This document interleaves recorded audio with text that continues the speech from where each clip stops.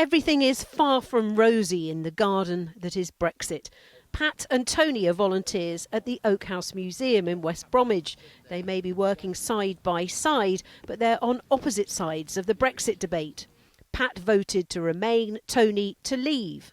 Needless to say, he's not impressed with Jeremy Corbyn's decision to back a second referendum if Labour's Brexit proposals are rejected. I think his back's against the wall. I think you've got an awful lot of the MPs jumping ship. And I just think to try and keep people on board and to maintain his leadership, he's decided that he's going to try and run with a majority. I actually think he hasn't got his back against the wall. I think he's playing a very, very long game. And Theresa May is not to be trusted either. She's broken so many red lines that she's actually dictated. And even the EU was saying that about her as well. Who will you vote for next election? I'm really not sure. But at the moment, I just don't trust what Jeremy Corbyn does. I think Jeremy Corbyn changes. It depends on which way the wind's blowing. Huh? I would vote for Jeremy Corbyn. I would never vote for Theresa May. She's as slippery as an eel. But in this neck of the woods, Pat is in the minority. Most people in West Bromwich East voted to leave. They're at odds with their MP, Tom Watson, who voted to remain, and has been a more enthusiastic backer of a second referendum than Mr Corbyn up until now. The leader of the Labour group on the local council says if MPs can't agree on a deal, voters have to decide. I think the people have to be given the opportunity to have their voice heard, and I can't see another way to do that. Do you accept that may alienate Labour Party supporters who voted to leave? Only if their feeling is they're being asked to vote because the Labour Party's required it. I think that it will be required if there's a failure of Parliament as a whole. The threat of resignations is concentrating minds in the government as well. Theresa May is now offering MPs the chance to delay Brexit if her deal and no deal are voted down. Down on the farm at Sandwell Valley Country Park, even some Remainers want the government to get on with it. They keep telling us from Brussels they're not going to alter anything. So why delay it? Let's just get it over and done with. Let's get it out and get on. I just wish they'd come together for the good of the country and sort it out. You know what I mean? Do you think accept the vote? Do you think a second referendum is the answer? I think it is now. I think I'm going to get it. I really do. I mean, if we had to have another referendum now, I'll never vote for anything ever again because, they say, oh, well, we're not happy with that vote. So you don't think we should have a second referendum? No. West Bromwich has one of the longest high streets in the country. It runs for more than a mile. People here may have stamina when it comes to shopping, but not, it seems, when it comes to Brexit. Well, to discuss Labour's position on Brexit, I'm joined by the Don Valley MP, Caroline Flint. Her constituency voted to leave in 2016, and by Alison McGovern, her constituents in Wirral South voted narrowly to remain. I guess we'd better clarify which you are yourselves before we ask you about your constituencies and how you feel on a referendum. Are you a Remainer or a Leaver? Well, I campaigned for Remain in Don Valley, despite the fact that obviously a huge number of my constituents, including Labour voters, were voting Leave. And it was clear to me that after the result, it was right for Labour to say we respect the referendum result, we will work to get a deal. And that was something that was echoed again in everything we said in the general election of 2017. So my view has always been we have to bring the country together, we have to get a deal, and I don't support a second referendum. Well, Alison, it's no secret that you're a fervent campaigner for a second referendum. Well, actually, I wouldn't say that because we've been putting forward, as the Labour Party in Parliament, the kind of Brexit that we could vote for. And actually, I voted for an EEA type option to try and find some sort of compromise. The reason why I think in the end this may have to come back to a public vote is because the House of Commons is in deadlock.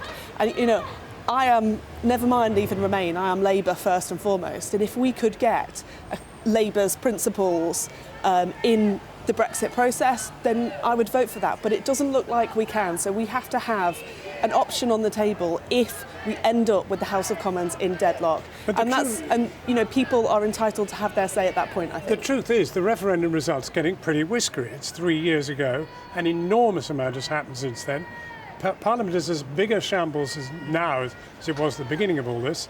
Surely either a general election or a second referendum is the only way. Well, I think it's the job of government and parliament to sort this out. As you say, it's been over 1,000 days since the referendum, and there are some, I'm not saying necessarily Ali, but there are some Brexiteers as well as Remainers who basically know for whom no deal will ever be good enough, and many of those people on both sides of that have tried to frustrate the process. Actually, Labour has already won some gains. It was Keir Starmer that argued that we needed a transition period.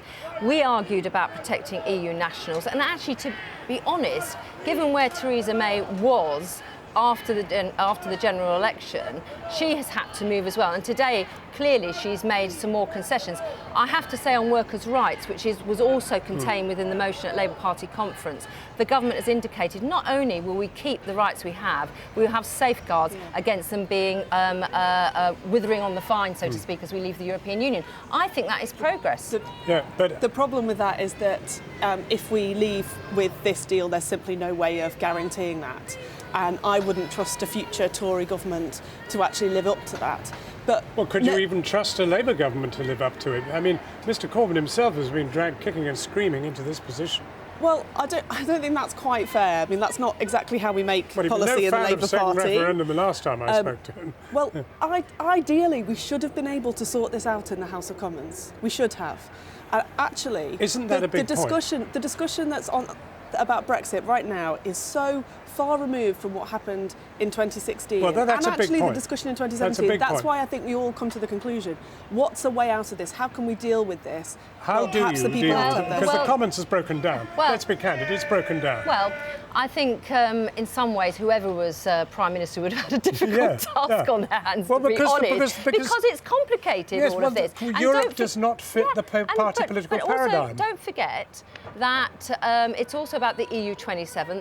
Part of the problem with what Ali said about we needed to sort certain things out now, it was the European Union who said we're not going to get into the details of trade and security with a member state. You have to leave, and then we'll get into that. That's why the transition period is important. It seems pretty reasonable. So, and it is reasonable. If you want to get out of a club, get out and then sort it out. But I believe you can't arrange a trade deal from within the union in a way that no other country could have. I mean, that's wouldn't be fair. But we are the fifth largest economy in the world.